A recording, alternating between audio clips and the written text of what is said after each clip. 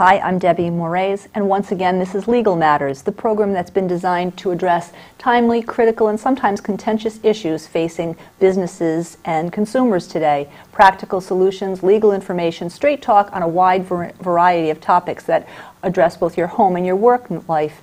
In our recent segments, we had addressed such topics as adoption, and we had uplifting personal stories of success, as well as some others that were sad, somewhat horrific, dealing with headlines such as sexual harassment and sexual abuse. Today, we're going to discuss your civic responsibility, jury duty. When you're called to serve, some call being called to serve a rewarding experience. Other people call it an absolute hassle. And if you've watched the recent Iowa polls, you might want to know that your vote as a juror is actually more important at times and more powerful than the one vote that you cast on Election Day. So the ins and outs of jurors and jury duty, I think we have an ideal person to discuss with us today, all the ins and outs. David Bazar from Audette, Bazar, Cordeiro Grasso Law Firm in East Providence. We miss Jackie. We wish you were with us. So today, let's talk about jury duty. Where do you want to start? Where you're called. Who gets called? How do they find and obtain the list? Well, let's talk about Rhode Island, because there are actually three distinct juries that you might be called to in Rhode Island. There's the Rhode Island trial jury, the petit jury as they call it. That's the Superior Court jury that's called to hear cases that are in contest between the state and defendants in criminal cases and two parties maybe or more in a civil case. There's also a federal court jurisdiction that has juries, and then there's the grand jury. I think for most people what they're dealing with though is the Rhode Island Superior Court trials. And when they look to that list, where is that list from? Is it every voter who's been registered? Is it every driver's license? I assume there are a couple of different sources. Sure. The people who are eligible or qualified to serve on a jury are Rhode Island residents over the age of 18. So how do they know if someone's a Rhode Island resident? They can look for driver's license.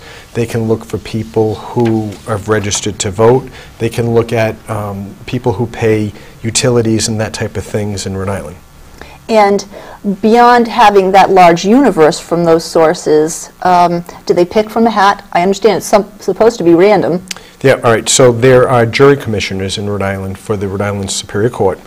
There's 4 counties that have jury trials: Providence County, Washington County, Kent County, and Newport County. So if you live in one of those counties, you can randomly be called in, and sometimes people who have called more than once or twice in their lifetimes, 3 times, want to know how random it is when they're getting called and their friends aren't. But they generate these lists from all of those sources that I had mentioned, and then they give you a notice to come and report for jury duty. Sounds right. Now, you have to be 18. 18. You can't be older than 75, or is there to the grave? I don't know that there's an age limit. But if you have a physical limitation that would prevent you from being able to serve effectively on a jury, you could be sent home. Hearing impairment. I don't think that's going to be a grounds for someone to be dismissed. There are arrangements that can be made. Is that also true of the blind or those who are somehow otherwise disabled? Right, absolutely. As long as an accommodation can be made so that whatever the disability might be, it can be dealt with by the jury, by the lawyers and the judge in the trial process, then they'll let you sit. And if you are to be called, that's supposed to be something you receive as a summons in writing, correct? Right. You receive usually something through the mail that says you're asked to report to duty on a certain date. Well, this isn't supposed to be my time to whine, David, but I'm going to. So I received my call, my summons to report, which would be about 1 week from the actual time that I received that notice. Is that reasonable? I've heard so many other people have a month, 2 months, 3 months notice before they have the report to jury duty on thus and such a date listed. Yeah, well, there's some time that's given. Most people will tell you that no matter how much time is given to them, it always seems to come in a time that's not convenient for them. Oh, I know whose side of this you're on, David. But legitimately, people who, for example, own a business as I do, or in this case, actually have flight reservations, those are legitimate things if you, as excuses, if you want to say, or for a reason to request postponement. Is it reasonable to ask for a postponement? Okay, we're going to talk about two things, and so you can break this up with me any way you want. But we're going to talk about the civic responsibility and the importance of serving on a jury. That is very important. And then, on the other hand, when certain things arise or rise to a level that prevent you from being able to do that easily or with less difficulty. Well, you know, as you bring that up this way, I really did want us to discuss the civic responsibility. I mean, it is supposed to be a wonderful experience, and it is an important vote that you cast. As I said earlier, it's sometimes more important. It is more important than even the single vote you cast as an in an election time. It'll certainly have more impact on somebody's life. Absolutely. And it's part of the way our government was set up. You know, it's in the Constitution of both the United States and Rhode Island that people who are brought to court for certain things are entitled to a jury trial. And what is your civic duty? There's to be a juror, but there are other things that are considered to be civic responsibilities, are there not? Well, there are, but this responsibility to sit on a jury and listen to somebody's case and make a decision about guilt or innocence or whether or not someone's entitled to compensation or money from a civil case rises to me as high a level as there is. It's important to vote. That's a civic responsibility. You might say, does my vote really count? I think it does. But it certainly counts when you're on a jury. Yes. Didn't we have a few segments in which we discussed, I guess it's there's a criminal, there's civil. One vote could make the difference about whether or not someone has a hung jury, and that's one vote. One person could hold out on a jury case in Rhode Island, and it would be a hung jury. Now, judges don't like that. Judges will really work to get the jury to go back in the room and deliberate and work out whatever the issues are until they can come to a unanimous decision. But your voice is heard. Your voice is heard very loudly and very clearly when you're on a jury. Of course, perhaps that speaks to what goes on early on, and you can explain. So if I or someone else is called to serve, that doesn't mean that I'm actually going to serve. What's the next process that someone's going to go through? Because perhaps based on my inclination or someone's inclination, they might not be asked to serve, or at least not on a particular case. So you get your notice, and it tells you to report to the court for a particular day. The Rhode Island Superior Court has a jury assembly room where you'd go and report. And then what happens, for each jury trial, a jury pool is gathered. And that's the people who have reported are now, that big group is divided down into a smaller group that's sent to the judge. And from that pool, there's a number with a barrel with your number in it. The clerk will circle that up, pull out a number, and then you'll go and sit and they'll ask you questions. That's called voir dire. And from that pool, a jury in a criminal case of 14, 12 with 2 alternates, and 8 in a civil case, 6 with 2 alternates, is picked. And we can talk about how that process works. That actual voir dire process, they're evaluating me or someone else as to my potential to serve a fair verdict or fair vote? Well, or what else? There's a couple of things that go into that. And on really big cases, you'll hear about these stories. You'll see them on TV about jury consultants and how they're brought in. Large sums. Right, to try to help pick a jury and make sure that you have one that's most favorable to your side of the case. What happens in that voir dire process is lawyers will ask questions, judge may ask questions. That's designed to make sure that, first of all, there's no bias, that you don't favor one side or the other because of something that's happened in your life or you know somebody involved in the case, that type of thing. What also comes out, and they tell you that these voir dire questions are not designed to pry into your personal life, but they are designed to find out a little something about you and what your tendencies might be in deciding a case and how you think about things, so that the lawyers might get a better sense as to where you would come down on the facts that are going to be presented from their particular side of the case. And of course, what was that great George Carlin line? If you don't want to serve, just tell the judge or your attorneys, I have no problem spotting a guilty person a mile away, so I'm ready to serve. Well, I imagine they're going to be dismissed immediately. Of course, the judge will then call you to the sidebar, which is where they talk to you privately, and really dig into what you're do you really mean that? Are you just trying to get off? And the judge and the other lawyers will spot that. And if you had been convicted of a similar crime at some point, would you be likely to be a candidate to serve? Okay, so let's talk about how the jury is picked from that pool. There are both challenges that lawyers can make for cause and challenges that are called preemptory challenges for no reason at all other than they don't want you on their jury. It doesn't feel right? Doesn't feel right. They don't think you're going to side with their case.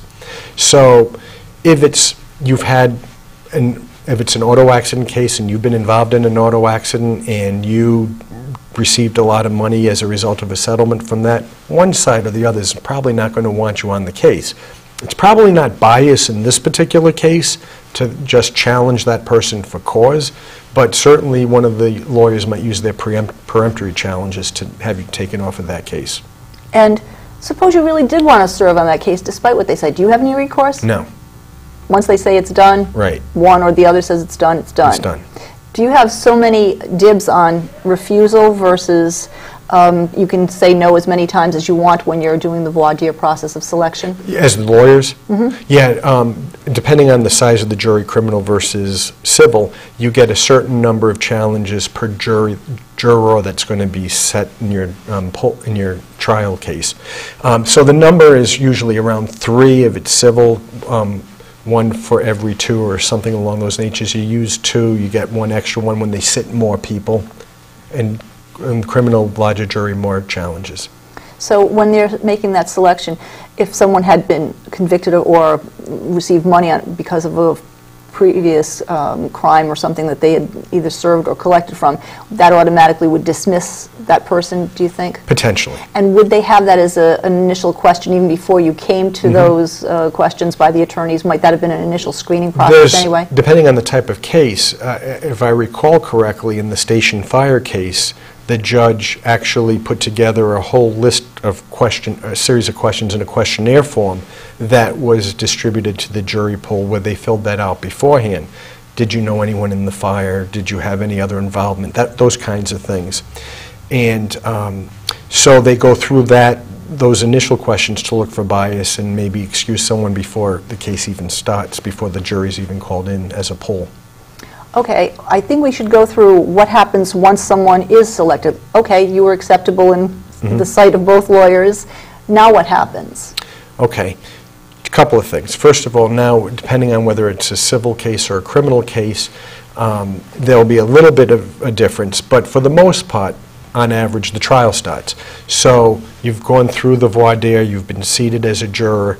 Now what happens is each lawyer will have the right to do an opening statement. In a civil case, the plaintiff would give their opening statement, then the defense would give theirs. And then you go through and hear the case. Now remember, let's talk about what the juror's responsibility is. It's to determine the facts of the case.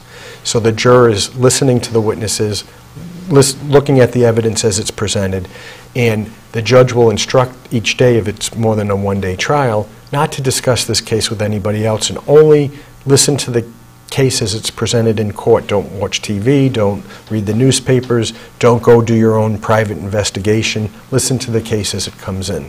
Okay, so if you were selected, do you go into that courtroom and listen to those opening remarks that very moment, that very day, or does another day or two pass? Depends. Depends what time of day the okay. voir dire is finished. It could start that very day. Most times it does. Okay. And what instructions does the judge give to the now seated jury at the outset?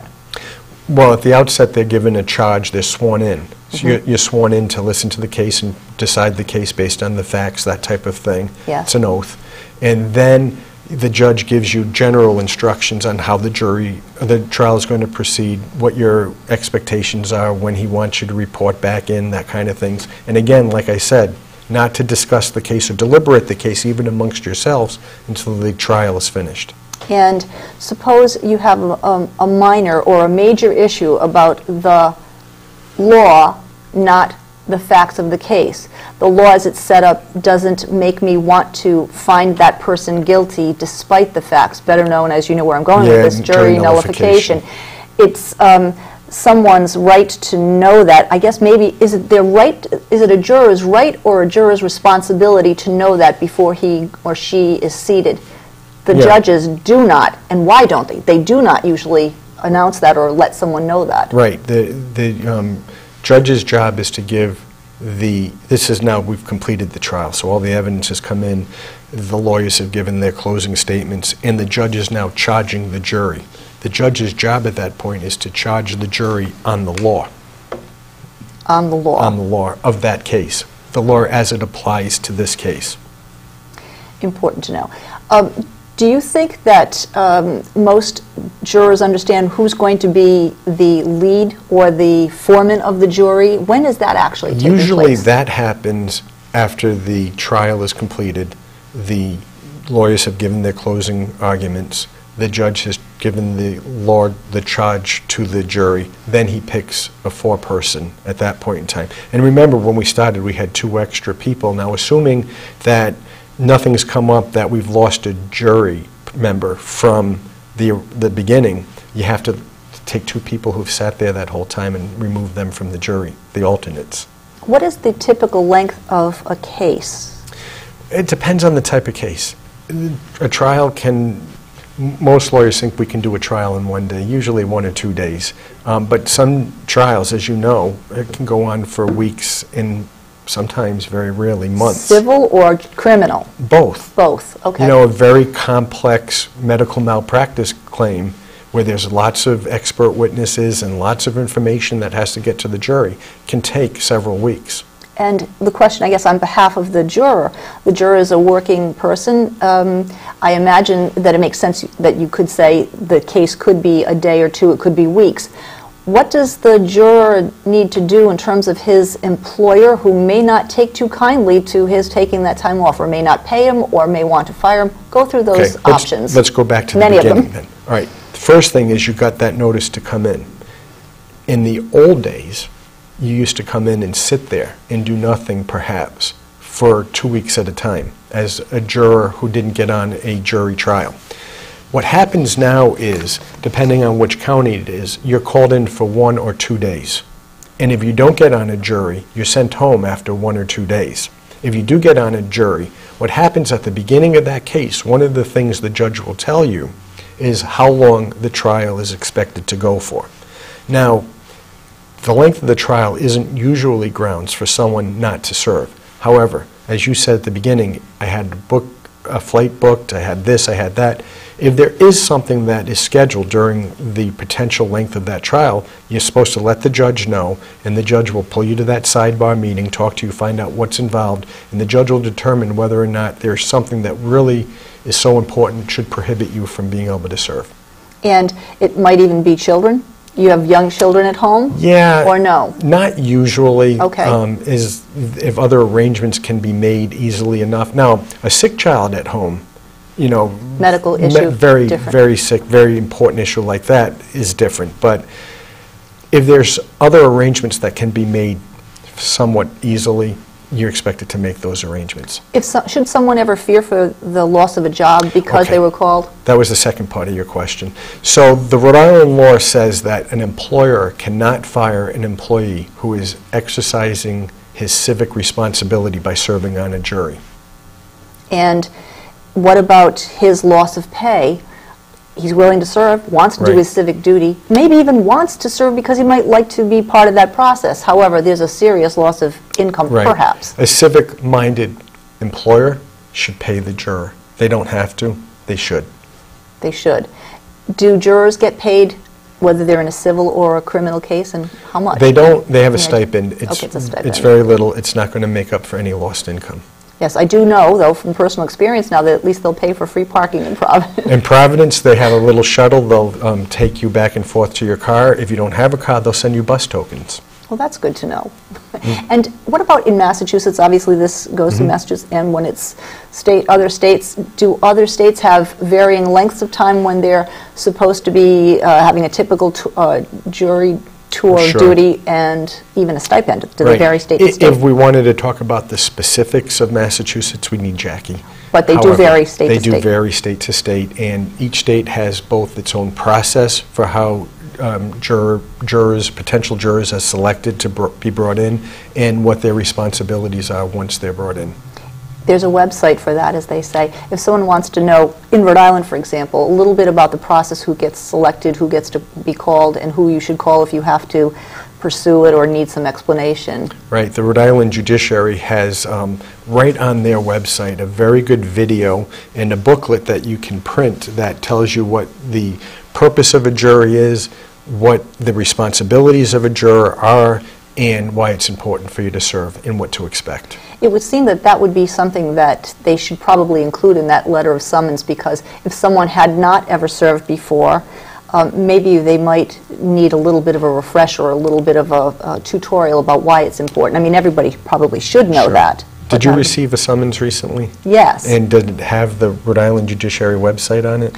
It may have, but it didn't say for additional information, here's where you should look. But it did have a telephone number if you have questions or you need additional assistance. And mine, of course, was, I'm going to be on a flight, dear jury commissioner or whatever. Right. And, of course, I should say that I know that I was not asking to be excused permanently. I was asking for a postponement based on the circumstances. And they absolutely required documentation that I wasn't fibbing about my itinerary. That's right. And if you have something legitimate like that, they usually have no problem, once you show them what it is, giving you a continuance, so to speak, on when your service might be asked again. Curiously enough, though, David, when I did call and went through what I thought was a proper procedure, they would not or could not or did not tell me that I was receiving, or that request for postponement was accepted. I guess they won't do that on the phone. I did have to put it in writing, and by the time that reaches the courthouse, I'm thinking I'm already going to be on a plane. I'm assuming, is it correct to assume that I did get that postponement because there was such a short notice? If they had sent it 2 weeks before, obviously this would have played out very differently, but because of that circumstance, and I did put that in my letter, I did put that in my letter, that it really does make sense for, under any circumstances, give someone more than a week's notice to show up. Sure, given that circumstance, I would probably assume that you're going to have no problem. After you sent everything in, have you called back? Because you could call back and double check. I just sent it in today because I just got it yesterday. Now the other question is, suppose I wasn't doing my civic duty even in terms of how to respond, but suppose I received that summons and I someone just plainly didn't show up. What's the consequence of that, You David? could be held in contempt of court for not obeying the summons. And what does that actually mean financially? financially? Penalties, or even incarceration if you're ordered to be there and you don't show. Interesting. Do people, I realized when I was doing some research here that there are tips of how to be excused from serving. What is your thought about that, David? I mean, apart from the medical, which you had alluded to, does it really seem that that is a reasonable thing to do? It's shirking your responsibility. Yes. If you are able to serve and it's inconvenient for everybody, and it's not responsible to say, let somebody else serve in my place. Everybody has the responsibility to do it. Otherwise, the people who are there expecting their case to be heard by a jury of their peers aren't going to be served. And if it was your case, you wouldn't want other people not doing their responsible service. Are they more likely to favor someone who can show up when called because they frankly don't have a job and haven't had one in 6 months? Would a potential evaluator, an attorney who is evaluating during voir dire, would they happen to have any feeling about that if they saw that someone hasn't worked, doesn't look like they are as a reasonable, upright, fine member of the community as they might think? Well, I'll tell you, those legal consultants will have a definite opinion depending on what kind of case it is and where your side of the case is on who will bring to bear the best experience. I would think if you had somebody on there who hadn't worked in a little while, wants to work but just couldn't find a job, and you have a case where, for instance, it's wrongful termination from a job, you might want that person on your jury if you're the plaintiff bringing that case against someone who's been fired. It's that type of analysis and evaluation that goes into that voir dire when you're selecting a juror. And what about, while they're not to discriminate based on sex, age, religion, do those things actually play into the selection of a jury? Or I know they're not supposed to, however. You cannot exclude someone based on any of those things. However, on the peremptory challenges, you can exclude someone for any reason, so there's no record or basis for anyone knowing what went into your thinking.